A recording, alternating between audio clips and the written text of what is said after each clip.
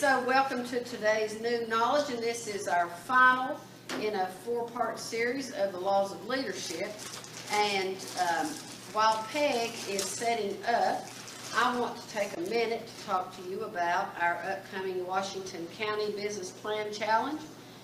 We will begin classes on January the 3rd. Applications are due by January the 8th. This is our 5th annual. We will still be giving away $15,000 in cash awards, and we will be giving away around $8,000 in in-kind CPA, bookkeeping, and legal services. This has been an excellent boost for downtown businesses in Abingdon, Glade Springs, and Damascus, and we are thrilled that our challenge has been so successful. We invite you to take some flyers before you leave and tell all of your friends. The only business that is disqualified is if they have been a first place winner. But if you've been a second place winner for 5 years, you can still participate. So please, please help get the word out about the Washington County.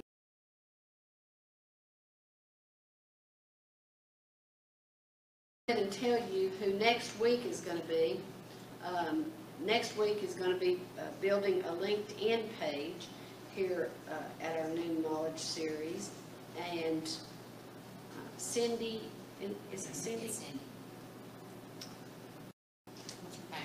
Yes, Cindy Hagman. I'm sorry I had a senior moment, but Cindy Hagman has been a long-time supporter of the New Knowledges, and she will be doing this building a LinkedIn page.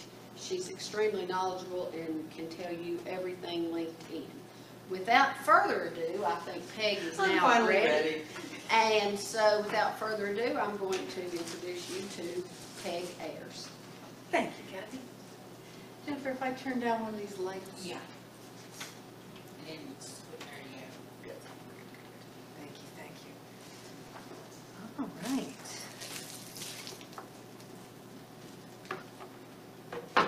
So we survived a few technical difficulties there at the beginning, and now I think I have it together.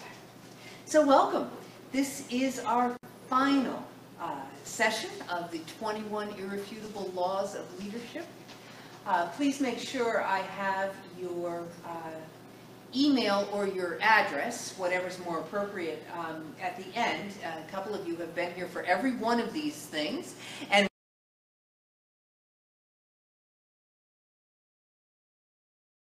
we'll definitely.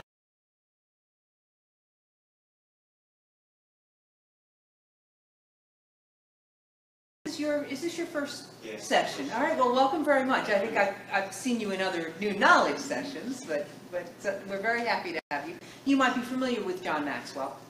A little bit. He's a leadership author, has written a number of books, and the one that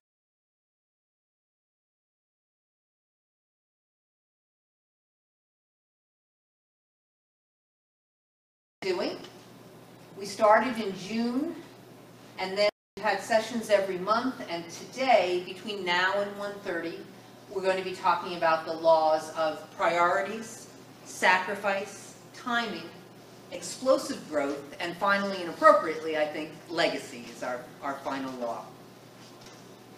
So we're starting today with the law of priorities. Leaders understand that it's not the real priorities. We have to say, not what are we getting done per se, but what are we accomplishing? So prioritizing requires us to think ahead, to see how everything relates to the overall vision. And so we have to have a vision. We can't be just doing this and then doing that and then just doing that. We're busy all the time, but there's no long term. Sometimes prioritizing means that we're going to do things that aren't comfortable. Sometimes they're even painful. But if the vision is the vision, and the vision is right, we've got to make the sacrifices we need to make for the vision. So today we want to get the right things done. I'd like you to, in your notebooks or on your note pages or wherever is appropriate for you, I'd like you to write down your top 3 priorities. It could be at work, it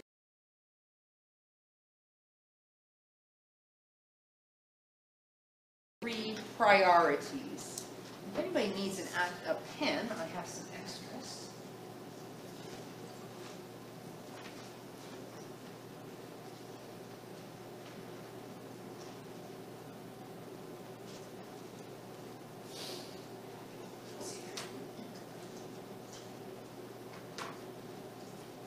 I resolved I was not going to step out of the frame as much as usual and drive Jennifer crazy today.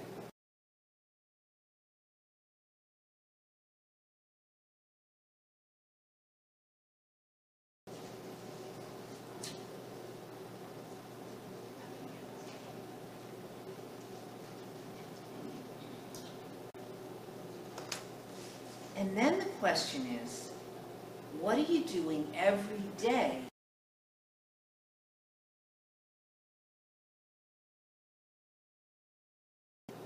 moving those forward?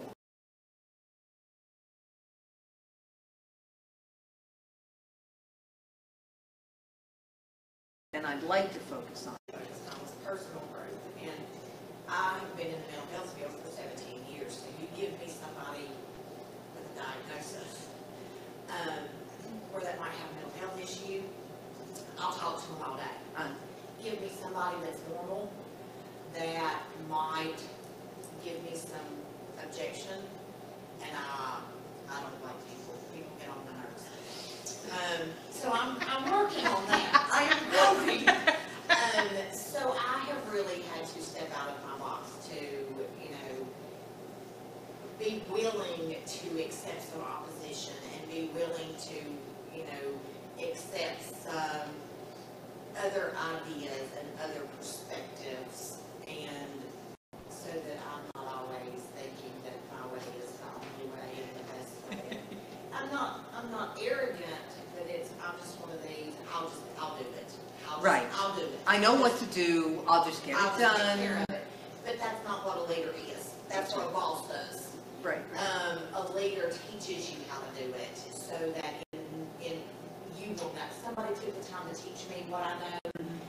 I'm learning that having that patience and actually accepting other people's perspectives and their personalities can push you further in life than just being the person that's the go-to that always gets how to get stuff done. Right. Nice. Personal growth is probably one that is high on people's lists of priorities, but often gets the back seat because everything else is there. Other people need help with things. Other things are on our lists and we have to do stuff. And so the personal growth thing often gets the back seat. And so it's great to take the time to think about what's my vision? What are my priorities? And am I where I need to be? Am I moving that stuff forward every day? Other thoughts on that one? Well, mine was a business one, defining changing job duties, because we're going through some changes right now, and that's way at the top of the list. Mm-hmm. That's a complicated It's a one. biggie. Yeah, because we love change, right? Everybody loves change all the time. Nobody's complaining. No one's Or whining disturbed, about no one's bothered. Change is good, yeah, huh? Yeah. No. We all know change is scary. And so much goes into that then, right? So much. So yeah, that's a big one.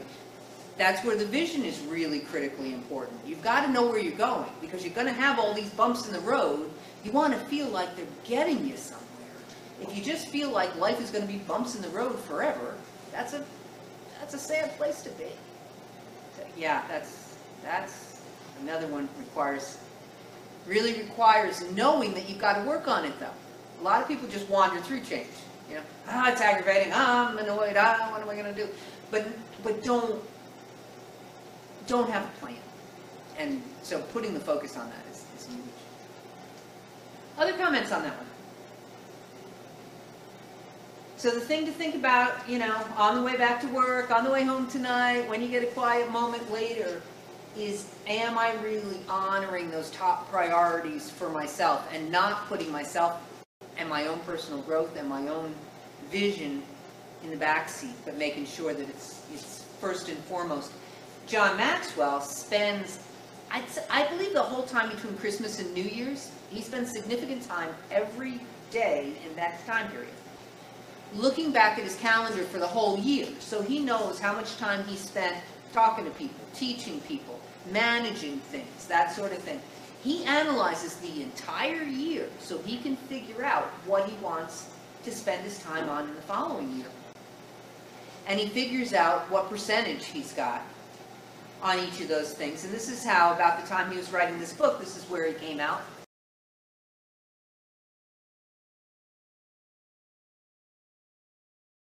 With the greatest part being on communicating and creating, because he's writing books, he's creating programs, he's out teaching, and so on. And the leadership piece.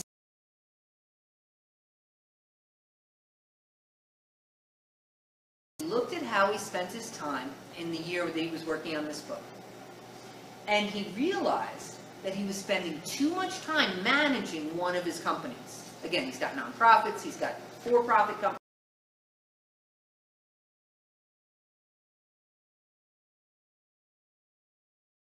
A very radical decision after looking at how his time was being spent and realizing that that wasn't serving his priorities. So sometimes it is painful and uncomfortable to go after, because that's a big deal. I mean, to give like giving away one of the kids, right? If you're selling one of your companies, but it's still critical if what we're spending our time on is not serving our priorities. So the Pareto principle says that 80% of the effects come from 20% of the causes, and all kinds of variations on this, right? 80% of the trouble in your group comes from 20% of the employees, right? There's a lot of different variations. When we extend it to priorities, we say, if you focus your attention on the activities that are in the top 20%, then you'll have an 80% return on your effort. If you focus on the top 20, an 80% return. And John recommends that we order our lives by the 3 R's here. What's required of me that nobody can or should do for me? What can I do? And here's going back to Faith's point, I'll just do it myself. What am I doing that somebody else could do 80% as well? Not 100% as well, because there's a pretty good chance that it's not 100% when you delegate something, that it's not going to be 100% as well. So go for 80. If somebody can do something 80% as well as you when you turn it over, then they'll develop, they'll get there, and meantime, you'll move on to the more important priorities. Return. What's giving you the greatest return? What's really playing to your strengths? That's something we've thought about a number of times over the course of our time together. What are our strengths? And we've talked about having people who we work with who complement with their own strengths that kind of play to where our weaknesses are. So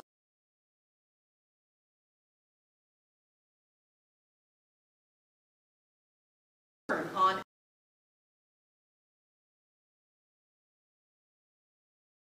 things you love.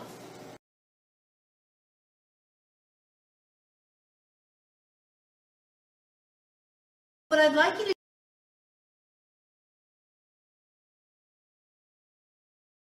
your top 3 projects, what you're working on right now. And then I want you to give them numbers based on whether they are required, whether they're giving you a good return, and whether they're giving you a good reward. So your top 3 projects, and then next to each, if it's required, give it a 1. Chances are your top 3 projects are required by somebody that you do. But maybe not. Maybe they're just something.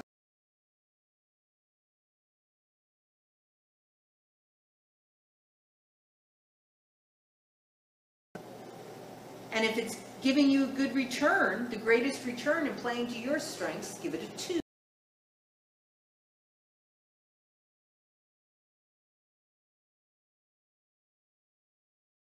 Give it a 3 next to each.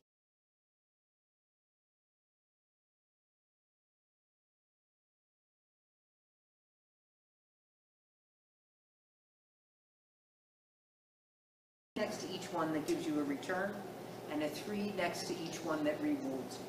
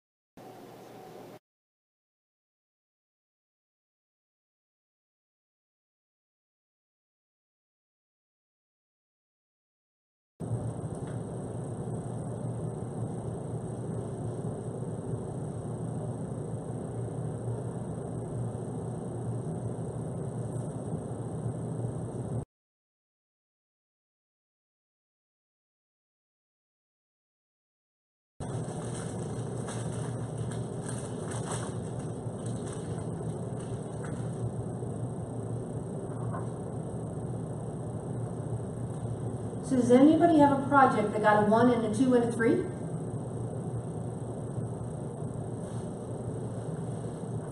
I'm such a Virgo, all of mine are. Okay, good. So everything is rewarding. So everything is rewarding to you, or everything is all 3 of those things? Everything's giving you a return? Everything's all three of those things. Okay, wow. Almost everything I do, I feel like I'm required to do, whether it is from my own conscience or from my own desire to achieve. Uh-huh. I get a return out of the activities that I do daily. You know, I make sure I do things that are important to me. And Right. when I achieve it, it's a reward. Nice. Very nice. All right. Other people seeing 1s and 2s and 3s, or seeing things where you might want to do something different in terms of top projects? My top project right now that I did this morning, that I started this morning, is our client Halloween party. Uh-huh. I knew I would be the person that we had to figure out. We got to figure out that no one else in the office would take that initiative. And I'm boasting, no, it's just been there for 6 years, this is how it is. So this morning, my thought process was a good leader delegates and, you know, make sure everything is in order. So that's what I needed to do, as opposed to I'll take care of it. Right. Is it required? No, but I have about 80 individuals, whether they're ID, DD, or mentally ill, that this is what they look forward to every single year. So I do it. That sounds kind of required to me. Yeah, is there a, sure there is there a reward? Sure there is, you know, it will come. Is it in the midst of it? No. But this morning, in sending out an email saying this is where we're going, you know, and allowing opportunity for people to accept some responsibility and say, this is where I'll fill the gap, this is where I'll fill the gap. I actually felt a sense of relief, and it's going to be okay. I'm going to look forward to it because I didn't have to do everything. Nice. And I'm just going, again, that you come to me and say, this is what needs to be done, okay, I'll take care of it. I'll take care of the decorations, I'll take care of the room, and, you know, I hate planning parties. I hate shopping. But it's not about me. Right. It's about those 80 individuals That's right. that they may not have a family. And if we don't have a, you know, they'll get to dress up, they'll get to do all of this. So there will be a reward. At this point, it's just a number one. But in the end, the reward and the return will come. Yes. And I know that. Right. And that's, it'll come. I can't give it a 2 and a 3 just yet. But it will. Talk to me in November. But I know that it will be there. Right. And, you know, and it's one of those, like she said, when you take your eyes off of yourself, and the reward and the return come. Yeah. Not automatically, but Yeah. you know it will, you know, you'll get it. Now, are you planning it a little differently from how you've done it in the past? Have you done it all yourself in the past? Yeah. And this year you're not? Look at you. All right. So I'm a little apprehensive that people will step up to the plate and take some responsibility. But I have faith that they will, and it's gonna be all right. And I included in my email that anybody that did not voluntarily accept some responsibility, that I would choose to delegate. So I know it's sad to say this in an email, but I know that that's the truth. And it's because it's just, we have 12 people in our office, and really wants to get on the same page. Oh. I mean, we work together, it's just several different programs in one office. Oh, sure. So everybody tries to do what they think need to be done, as opposed to let's get together, let's get a team approach. So that's really where I tried this morning. Right now, we're a one. 2 and 3 are done. All right, very good, very good. So how are you going to make sure that people stay on track, though? That's one part of the question. That's what we call a follow-up. Yeah. I have a list, and I have written down so far who has said this, this will do what. And I did have a coworker come back and say, well, I think that clients would enjoy this. I think, so she wasn't accepting the responsibility of taking charge of that. She was just saying, I think so thankfully I was able to take an objective approach and say, sounds like you have some really great ideas. Why don't you be in charge of purchasing the stuff for the goodie bags and orchestrating an event where the clients that want to participate can come in and because she knew that by sending that email, I would just be like, okay, there's her idea, and this is what I would take it to. Rather than putting it back on her, this is your idea, you can fulfill that. Right. So I have my list, and they have a date, they have a time, they have everything, and so I don't like to micromanage and make sure that everything needs to be done. I like to trust people, but at the same time, if you don't follow up, some things can go to the wayside. Sure. So that's a great illustration of how you do delegate, but you've always got to have follow-up, right? I mean, if you hand out 5 projects and people are like, oh yeah, I'm on that, and then you wait until Halloween night and say, so, do we have that stuff? And they go, oh, you know what, I had some other stuff come up and I just didn't really get time for that, okay? No, you can't find out then. So there's a number of ways, depending on your office, there's a number of ways to make that happen, right? You can have regular meetings, you can have regular email updates, you can put something out on SharePoint or whatever your shared site is. You got dates, you got in-between things. There's a lot of stuff to make this work, but you got to do it. You cannot get to the Halloween night and find out there's no punch, there's no candy, there's no whatever, right? Yeah, there might be other kinds of punches then, yes. That would be bad. We're looking to avoid the physical violence at work, all right? That's the 22nd law, no physical violence at work, all right? John didn't mention it, but I think it's an important one, so I remember. Great. So we're thinking about, are my projects really lining up for me? Not always all at once. Sometimes they're not rewarding at the time. The whole change project.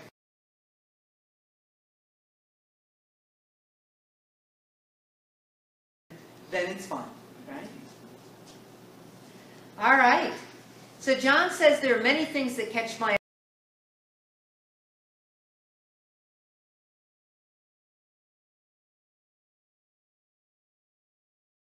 something that catches your heart. Other thoughts on anything to do with the law of priorities?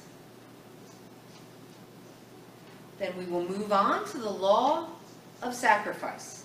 A leader must give up to go up. So a good leader does have to sacrifice. Poor leaders get into leadership positions for their own ends, and we've all seen this. Sometimes you see it at work.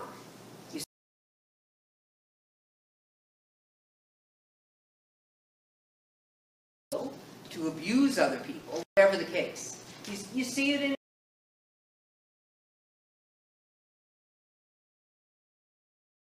no interest in their own sacrifice. But for ourselves,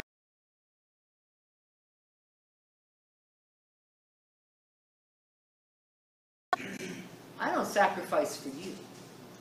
But good leaders don't operate.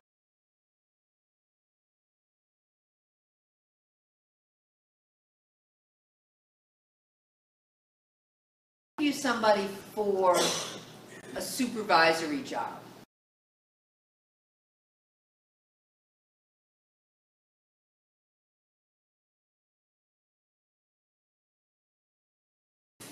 Why do they want it? Why do they say they want it? Give me like the worst answer anybody ever gave you to why they wanted to be a supervisor. More money. More money. That is one of the worst answers ever. That is not Going to sacrifice, right? Other bad answers?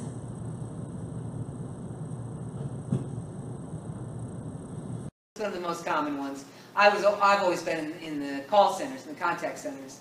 So I got a lot of, well, I want to get off the phone.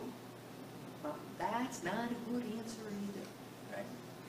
I'd like you to say that you're interested in supporting these other people. I'd like you to say that you want to lead people.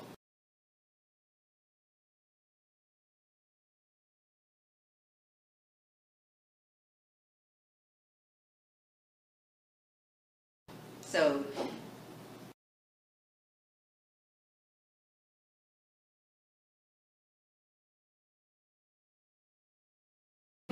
sometimes they'd go to 11 or midnight or 2 o'clock in the morning. Well, I get people who would have made good supervisors Who would never go be a supervisor because right now they've got a day schedule and they don't want a night schedule, so they simply wouldn't do it.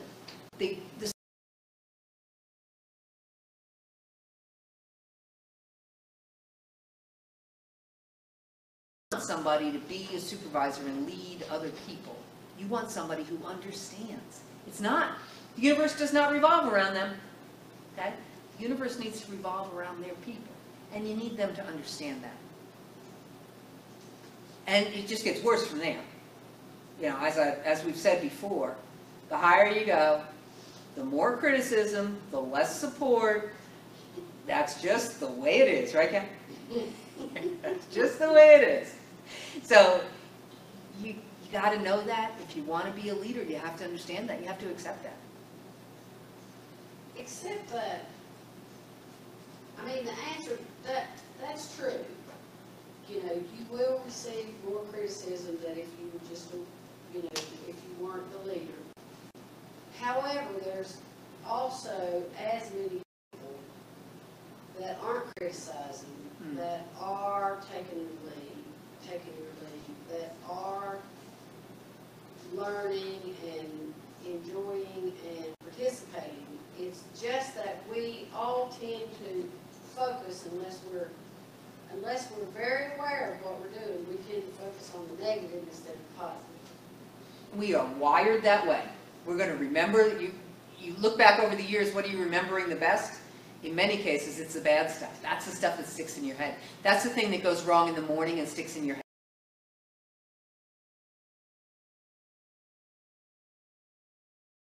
A really critical thing to remember the negative.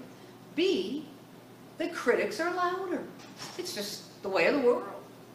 So yeah, it's a great point to remember and to be that aware, because it's easy to get down. It's easy to get discouraged when all you're thinking about is, oh, somebody got on me for this, somebody got on me for that. Yeah.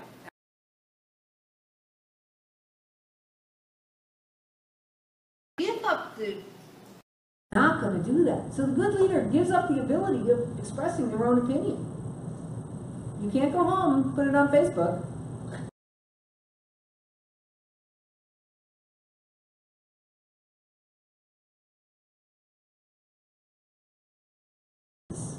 Right? You can't be friends with everybody.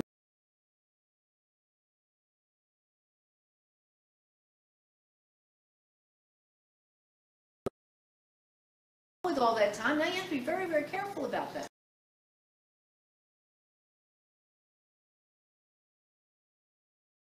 Now you're the boss. You need to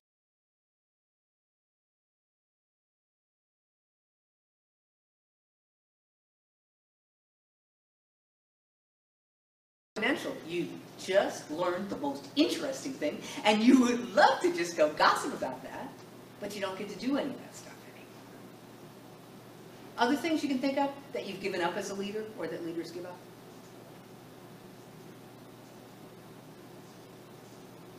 We have to be careful about which sacrifices we choose to make. We're not looking to give up families. Again,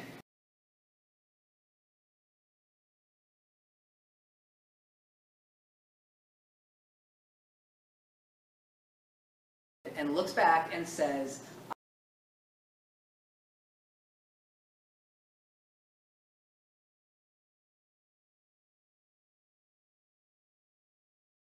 people look back at. You Continue.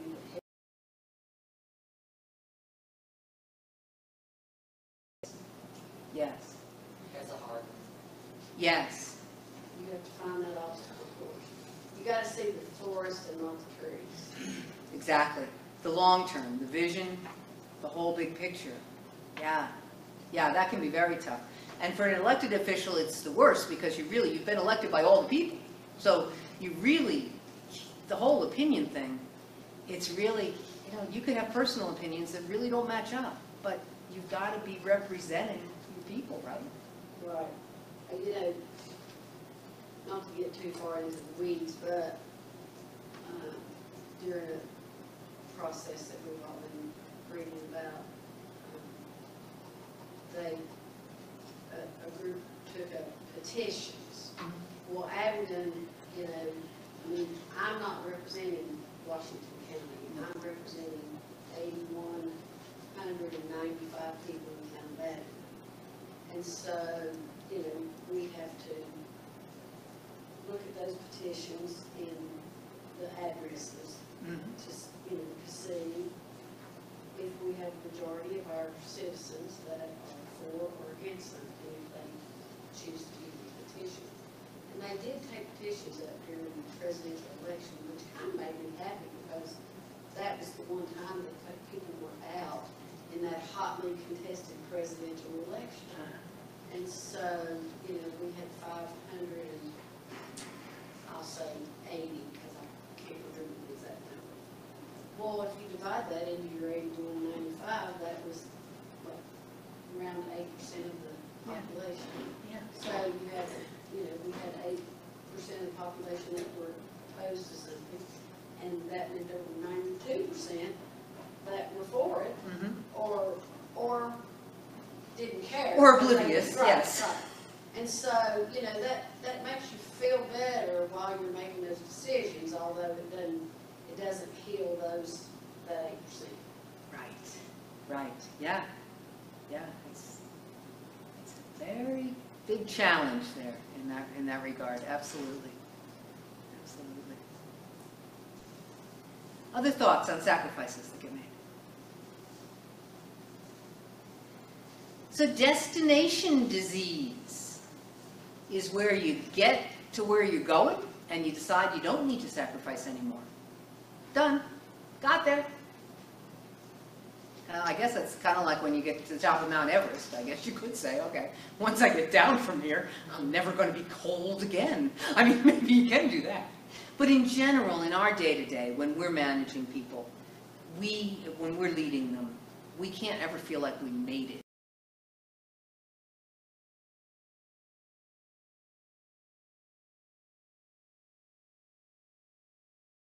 Oh, well, now I made it. To telling you all the right things when they want to be in charge. And then you put them in charge, and now they're kicked back. Like, oh, well.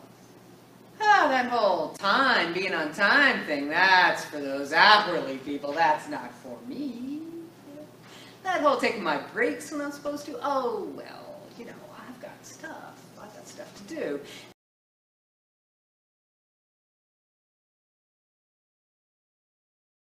But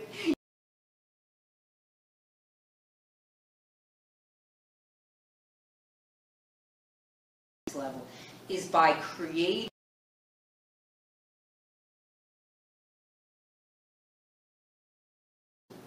maybe not. Also, it gives you a feel for who the people are.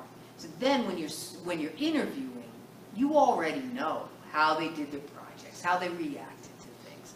Now, I had big operations, hundreds of people, where it was easy to turn that into an organized thing.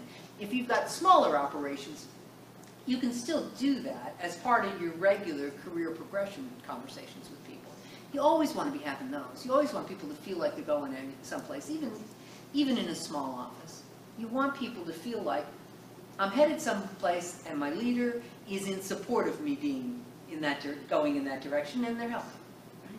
So no matter how small the office, there's opportunity for that. Same thing, destination disease, you can find it at home. Yeah? I've been married this long. I've been doing this all this time. Taking out the trash has always been my job, and I'm tired of it now, and I'm not doing it anymore. I've made it, I'm done, right?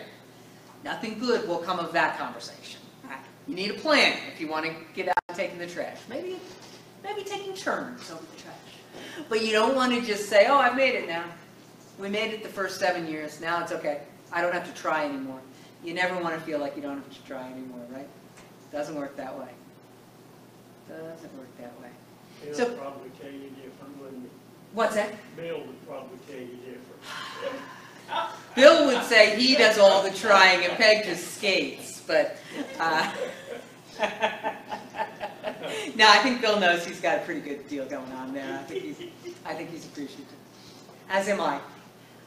That's one of the things that we have as a tradition, my husband and I, every day. We thank God for each other verbally together before we go our separate ways in the day. Because that's how, if you forget that you're grateful, nothing good comes.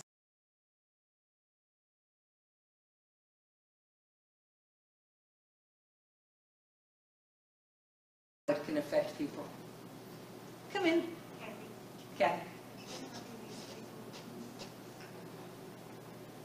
Other thoughts on that? Feeling like you've arrived. Never feel like you've arrived. What is your definition of how you The idea that you've arrived and no longer need to sacrifice. So, I've made it. Again, Mount Everest might be an exception. At least those sacrifices. But I'm pretty sure that people go to the top of Mount Everest, get off of there, and figure out which other mountain they're going to next. But they'll make different sacrifices. But yes. Well, what if you have the opposite? You just never feel like you can do enough and get to where you ever want to be. Tell me more about that. Well, if you've arrived at your destination, that would be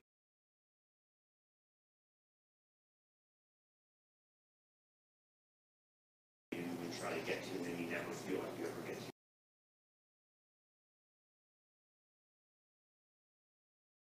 You never do.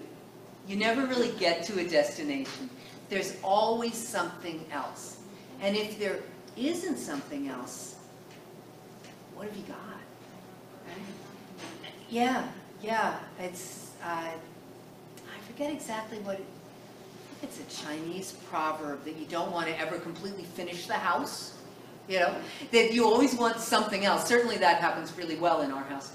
There's always something else. Yeah, so John's theory would be, and I agree, that you never are going to get to an absolute destination until it's that very last day. And of course, we normally don't know what that last day is. So we always want, right up until the end. My sister-in-law's mom is 80-something. She just completed.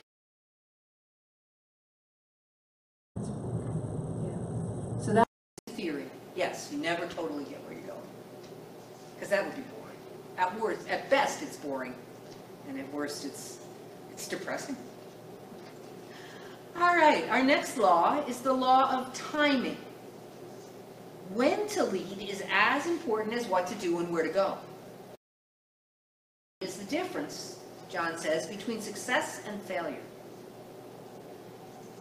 He says if we take the wrong action at the wrong time, that's just disaster. There's no saving that, right? It's the wrong thing done at the wrong time. But if we do the right thing, but we do it at the wrong time, we're going to get the pushback. This is a really critical piece of the change management. We may know what to do, and we may know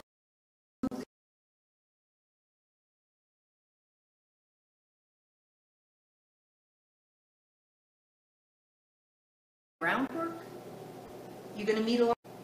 So getting things done at the right time, you have to know what's going on. You need the understanding. This is similar to the law of intuition in that it's a bit of a feel thing. It's not always a flat, yes, this has to happen at this time period. It's a bit of a feel thing. It really requires understanding of the situation and the people. And then maturity. Your motives, your heart's got to be in the right place. Your motives have to be right. Confidence, you have to know what needs to be done. If you go in like, well, I think this is the right time to do this, and I think we could just, if we just did a little of this and a little of that, people, nobody's following that, all right? Now you're just taking a walk again. We need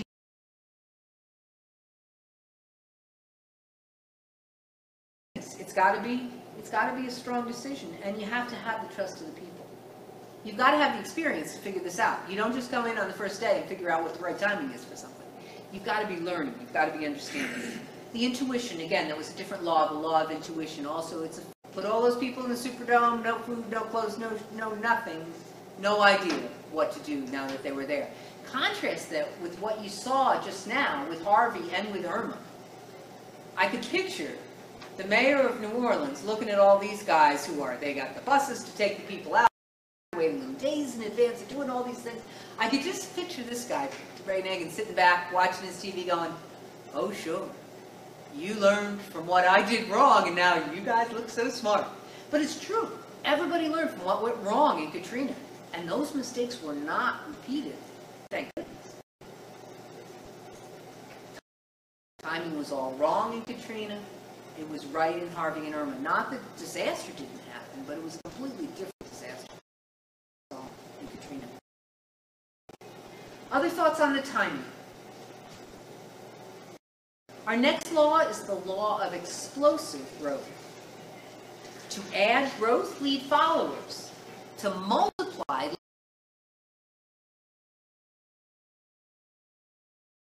with leaders as opposed to attracting.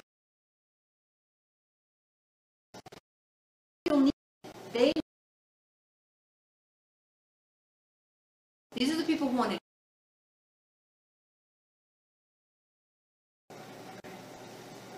They're working on developing that bottom 20%. They're focused on the weaknesses, and they treat everybody the same. Now, you might say, well, what else would you do? Of course you treat everybody the same. No. You treat everybody fairly, but not the same, because people aren't the same. You need to understand what people's potential is. You need to understand who the people themselves are. You don't just treat them all blanket the same. You treat them fairly. The rules are the same, but the development is different. They're growing by addition. They develop somebody, they grow by addition. And they impact only the people that they touch. They can't impact anybody beyond that. Come on in. They can't impact anybody beyond that. Contrast that then with those who develop leaders.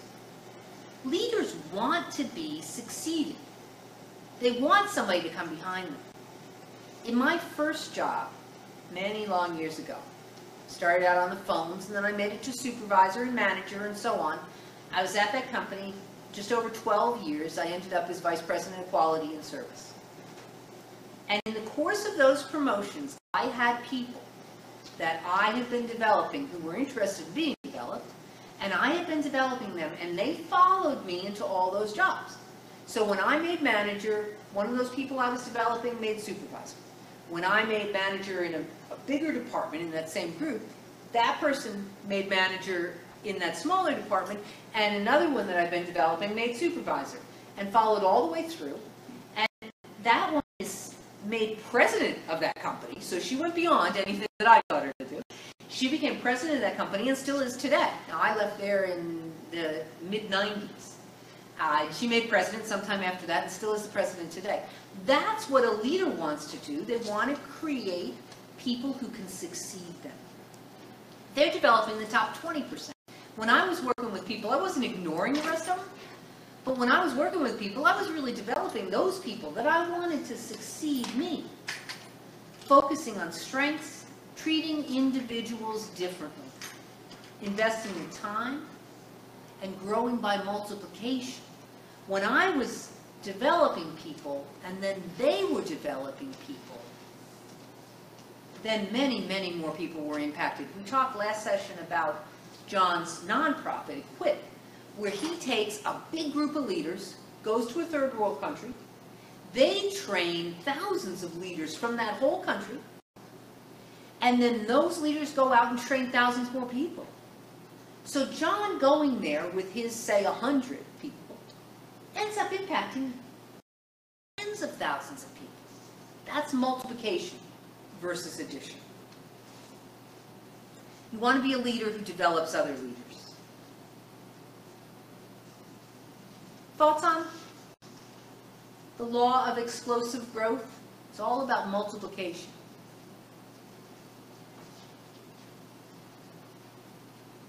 Finally, fittingly, yes, Frank. How would you identify someone that could possibly be a leader? If you're having, Janika? Yes, so, and I do apologize about my lateness. I get lost every time. This is true. 20 years ago, 22 years ago, and I was a young girl and didn't have really a vision, right? So it just so happened that this Peg Ayers came into the picture, right? In Fairmont, West Virginia, this little town, 13,000 people, right? And what she did for me was she saw in me the ability to be better than what I am, okay?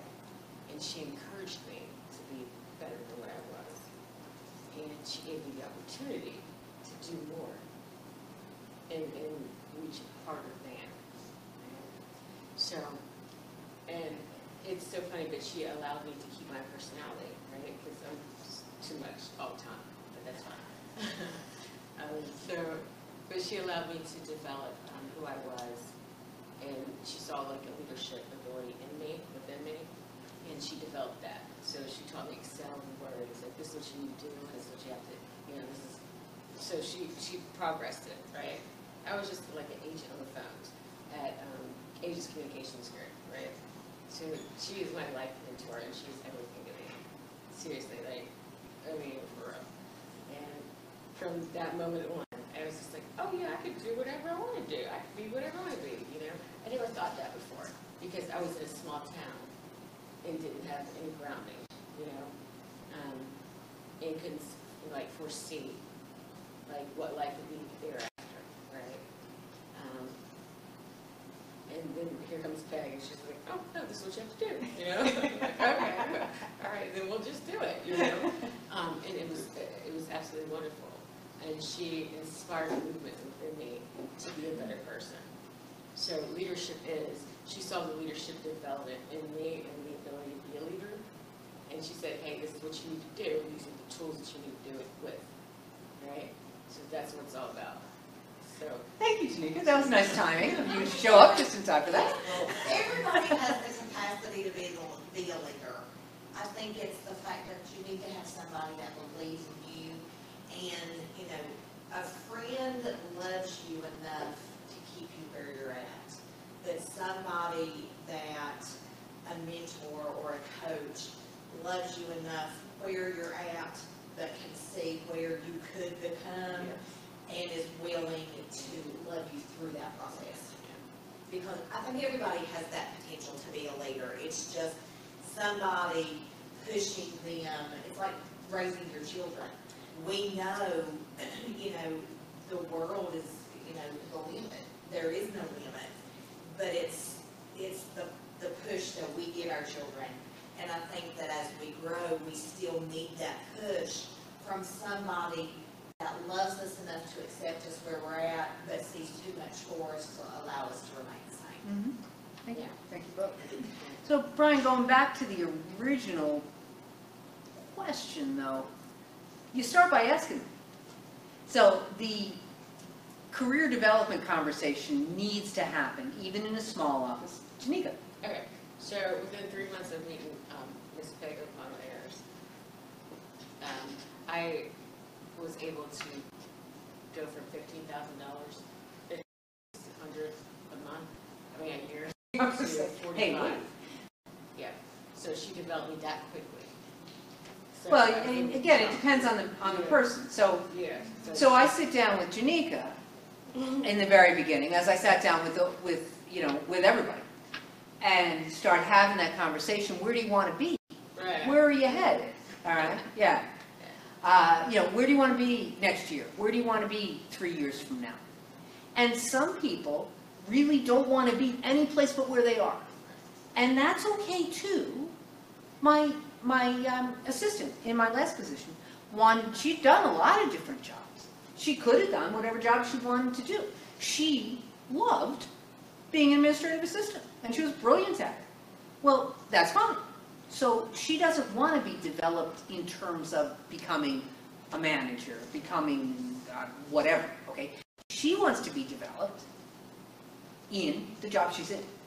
So working with that person, I'm figuring out, what do you need? What's that next stretch? Maybe there's things, now in that case, there were things that I was doing that she could do nearly as well, and pretty quickly turned around and did them better. All right, so I was giving her things that maybe I was doing or somebody else was doing. You know, I'd always have managers in my office going, I can't get all this done, I got this, I got that, or they weren't necessarily saying that, but it was clear when I was saying, well, what about this? Well, yeah, I'm going to get to that right after. Yeah, so how about we give some of that to this one? So some people aren't going to be developed out of their own position, they need to be developed within. Other people, you're going to say to them, where do you want to be? They're going to say, I would love to be the person who manages thus and such. And so now you're looking at, okay, what do you think would help you get there? Never feel like you have to have all the answers. That's a rookie mistake, feeling like you have to have all the answers, right? That's correct. They've got the answers in many cases. They know what they want, they know things, and then you've got the experience to go, oh, you know what? If you want to do that, you know what would be great? This conference, this training, I know this and I can develop you. But for starters, and that's probably my answer to almost every question, if, you want to know, start by asking. Yeah, that's the answer almost always. Start by asking, because people have a lot more answers than we realize that they do. I think when you asked me, I'm sorry, I'm just You're making up for the fact that you're late. And you were like, okay, well, what do you want in the world? Yeah. And I said, well, first we can start with breakfast. Yeah, Janika is famous for staff meetings. You know, we have a weekly staff meeting, a dozen people in the staff meeting, and at some point I say, because I am famous for asking things, well, what do you think we need to be doing differently in these meetings? And Janika says, breakfast would be nice. That wasn't really what I was thinking, but we did have breakfast that next meeting. We made it happen, but we did have breakfast that next meeting. Yeah, when you break bread with someone, then they're more receptive. Yeah, okay, well, that isn't what you said at the time. What you said at the time was, who doesn't like a good bowl of Fruit Loops? Right. That was what you said at the time. Yeah, But that is true. other thoughts or questions on the law of explosive growth, the idea of multiplying? Janika? Okay, so hashtag I came late. Hey, sorry. But what I want to say is that what Peg has done for me is motivated me. Okay, this is the brightest woman that I ever known in my life. Seriously. All right, no. She's my life mentor, and everyone needs one. Okay? And that's like growth, you know. So when I get off track, come back, you know, so she's always been that standing tower for me, right?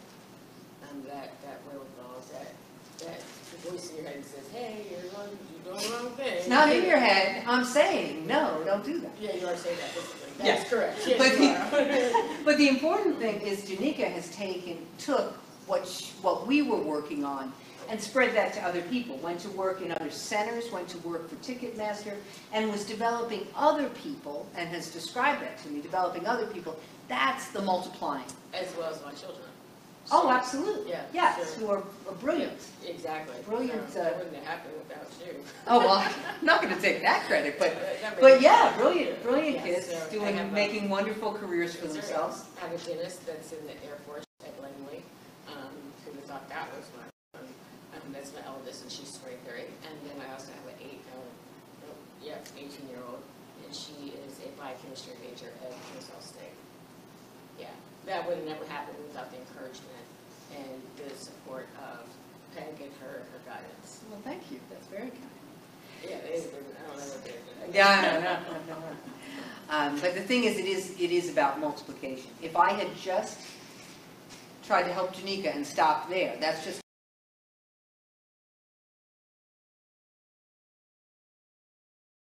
to other people. You pay it forward. Yeah, absolutely. And that really leads to our last law, the law of legacy. A leader's lasting value is measured by succession, by where it goes from there. So you need to know what legacy you want to lead, what you want to leave for people. A lot of people are just accepting their lives. They're not leading them. We all say, oh yeah, I lead a life of this or that or the other, but do we really? Do we lead? But we should. So what are we writing in our life book? What are we looking back at and saying, yeah, this is what I wanted. This is always top of mind for me. You know, I said just the other day, you know, I know very well that life is short. My mom died suddenly just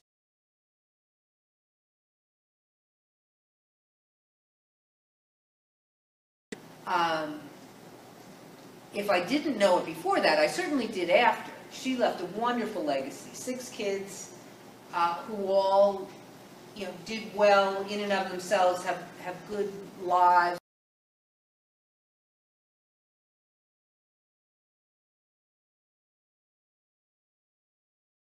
A lot of great stuff. And I think, gosh, you just never.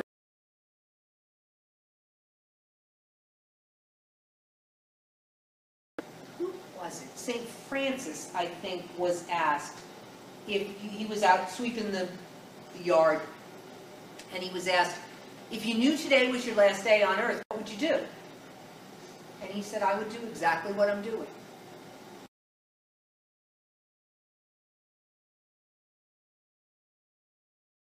That I spent it with you guys, because I am doing exactly what I love to do. And everything I do, I try to make it like that. Because you just really do never know. So, how does what you're doing today prepare you for that last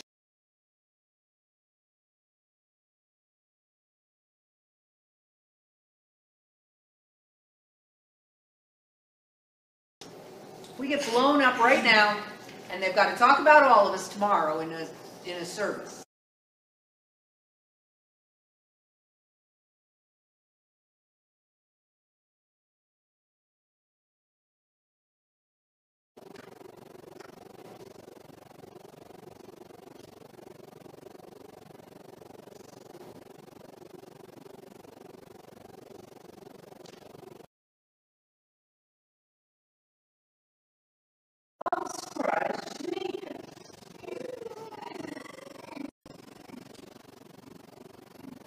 Of course,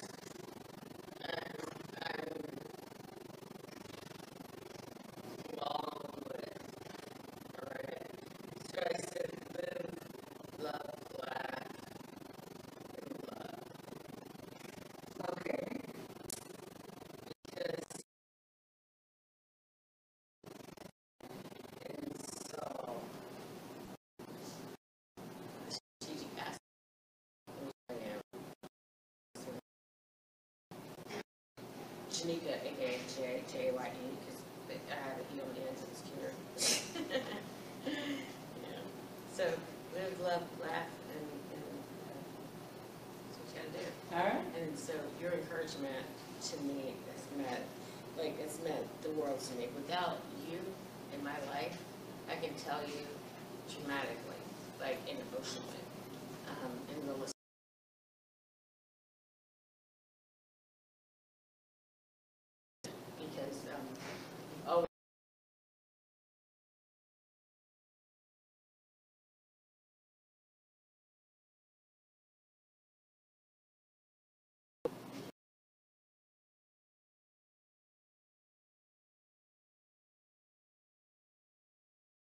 So, I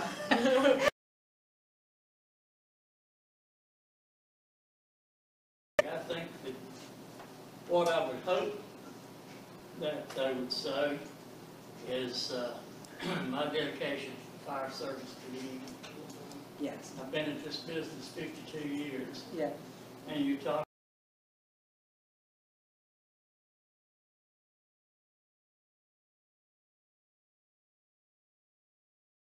15 years.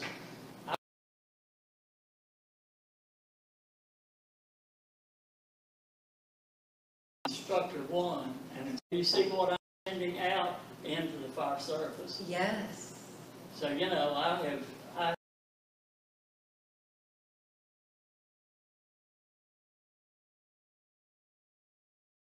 some idea of how this works. I was in Wise last Friday. Uh-huh.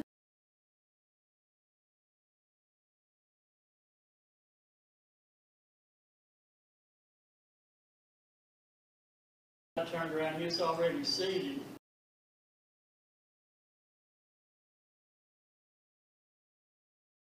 And he said, "Hello, Mr. Fletcher."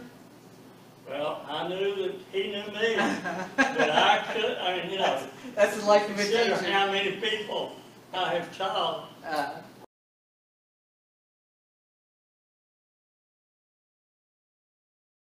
Place, but I can't put in.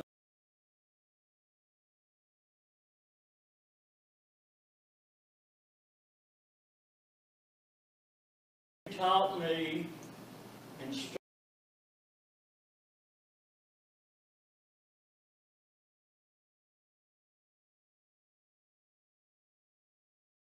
remember back that far. Multiplication. Right. Yeah, absolutely. Yes. So Thank you, Jim. It's never ending. Yeah, well, that's right. And that's a nice, clear legacy because you've got people literally saying it to you. If you say anything nice about me, I'm cutting you off. I'm not, Yeah. Okay. that's what. You can say something nice about Jim. So, you absolutely inspired. That you're creating what you want, because you can't always, if you are the leader, you can't always say yes. Yeah. Right, You can't always, or you don't always approve. right. Your responsibility sometimes is to express your disapproval in a respectful manner. And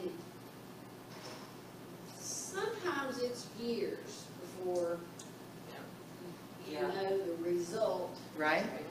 Yeah. So you planted this seed. It's Right. seeds. When I worked at the children's home, it was like that. Uh-huh. We never knew, but years later, kids would come back and say, "You don't know what you meant to me." Or, Uh-huh. "This Which is has the helped me so best, much." right? I love those notes, yeah. You don't have any idea. You don't realize, no, you're just doing your best. Yeah, you're just doing your best day to day. And then when you get that kind of encouragement, it makes all the difference in the world, right? You go, really? You noticed? People are noticing. That's an important thing. It's easy to get discouraged and to feel like, oh, I'm trying so hard, but gosh, it's just this, it's that, it's the other. People are noticing. When you're doing good work, when you're focused, when you're wanting to be a good leader and you're learning about being a good leader and you're trying to be a good leader, people are noticing and people are appreciating. But people are way better about telling you what they don't like than they are about telling you what they like. Yeah. Ms. Ayers, I want to ask you, do you feel like, or do you believe that leaders are born, or are they developed? That's an interesting question. Faith said earlier she felt like everybody could be a leader. Maybe, if they were motivated enough, I think that's true. I think some people just aren't motivated to it.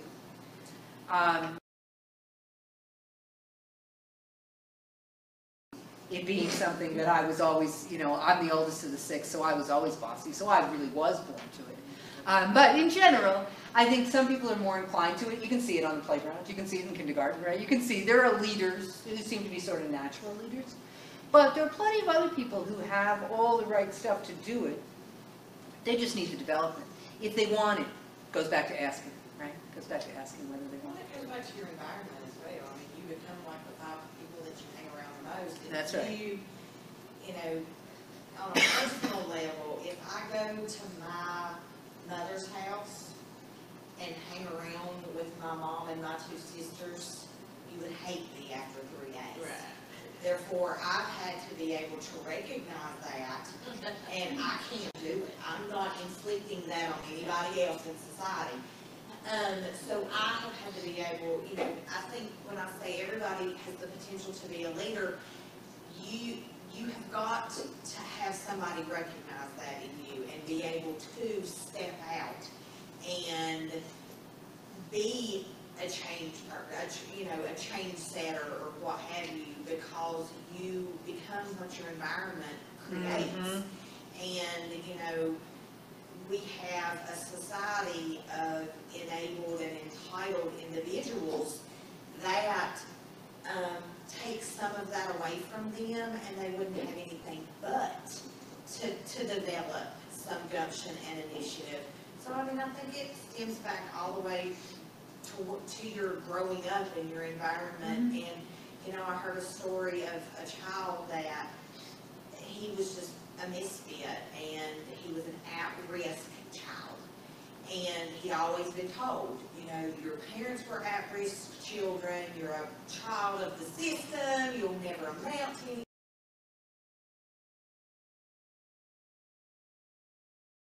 You're a child at opportunity, and you can do anything that you set your mind to. And it propelled him years past where his family had ever gotten, because he had one person.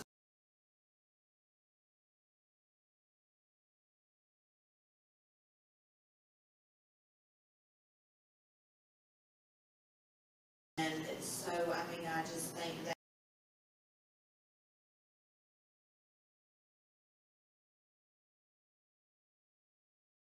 thing that I do. Now, you go and talk to my maternal side of the family, and they'll just say a lot of bad words about me.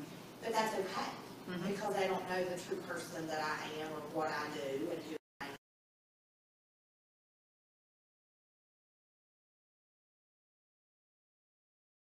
Leave a legacy, a good legacy or a bad legacy, and I think it plays a role into the people and the situations that you subject yourself to every single day. Absolutely, absolutely. Yes, you're right, yeah. It can be, and that's really what Janika is talking about. It's one person believing in you so you rise above.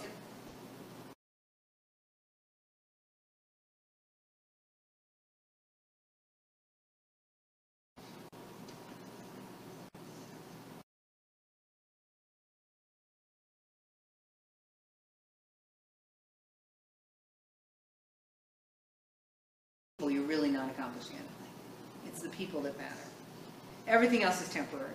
So as you think about what are you leaving behind, you want it to be the kinds of things that we're talking about here today. What your legacy looks like. And you might have to change some things you're doing today.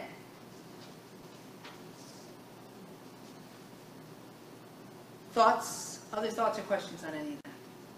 Let's go back. Remember the law of the lid and our little check marks? Does everybody have theirs from originally? Brian won't have one.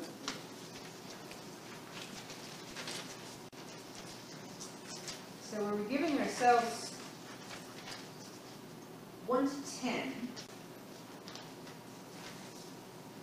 1 to 10 in each of these in terms of the lid number on your leadership in each of these areas.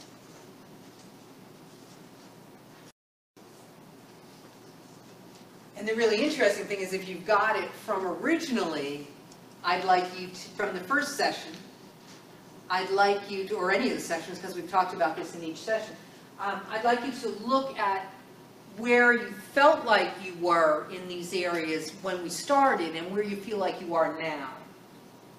Because I'm hoping that you're going to feel like there are some areas that you've grown in over the course of the last few months as we've spent the time together.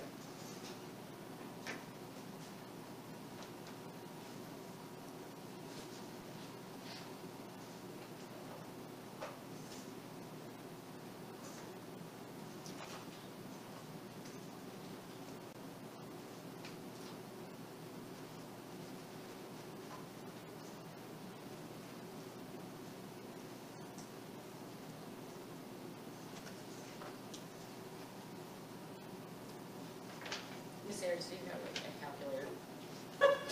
Do you have a phone? I did not bring it You didn't bring it in. That was probably a good in. thing. It's too many numbers. You, My mom's a retired math teacher, but she won't do math homework without me. Okay. oh, She's been core math. She's been, Okay, every time when it's she money. gets sent to or above, she said that, and they have no textbooks. Yeah. They don't. I'm an examples person. No. You get sent home with a worksheet. Here Oh, you yeah. go. Here's your yeah. bronze dollar or whatever. I send my kids to my husband, I'm like, here, go do it. He's a former banker, and so, yeah, they get worksheets and stuff now, no examples, no nothing.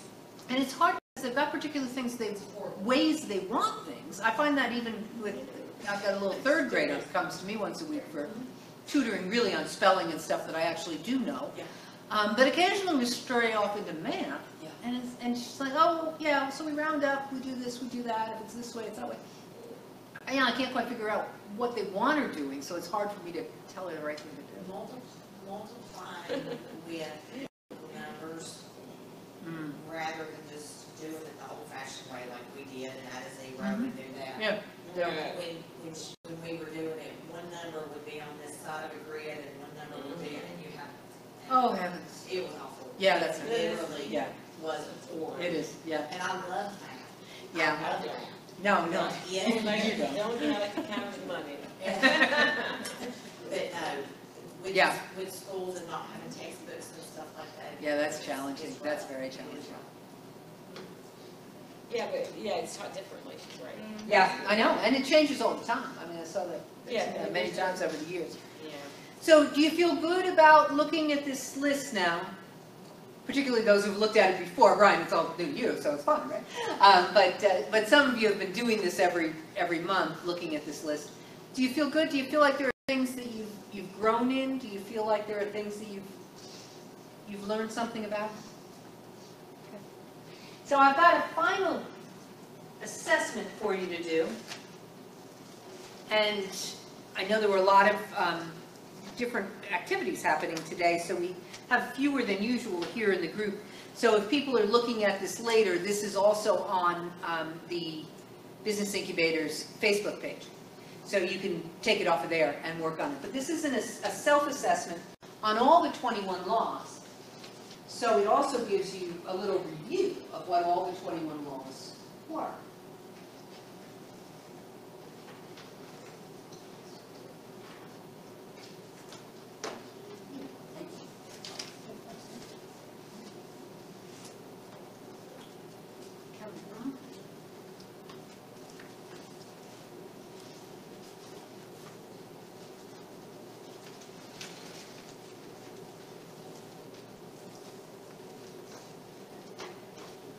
So I'd like you to take just our last couple of minutes and go through this, and the instructions are pretty straightforward.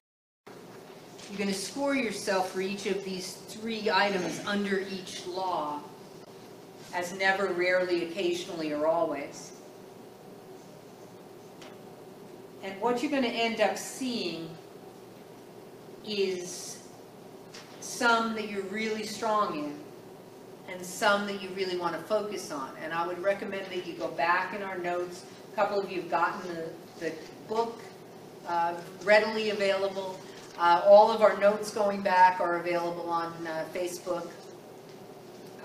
Feel free to send me an email if you want something that you don't have.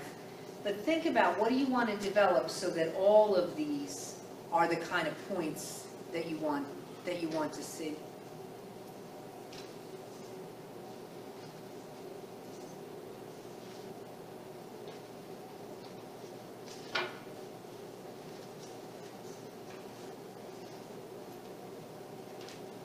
And then finally, I'll remind you that we've got Live to Lead happening on October 6th. You've got flyers. This is on my Facebook page also. I would love to see you there. And you've got this. Again, feel free to ask any questions, send me an email, let me know, and that will conclude our time together for today. Thank you very much. Thank you. Frank, if you want to come to that event, just send me an email. No charge. So, as I said, next week's class is going to be on LinkedIn with Cindy Hagman, and she can tell you everything LinkedIn. I would encourage anyone who is interested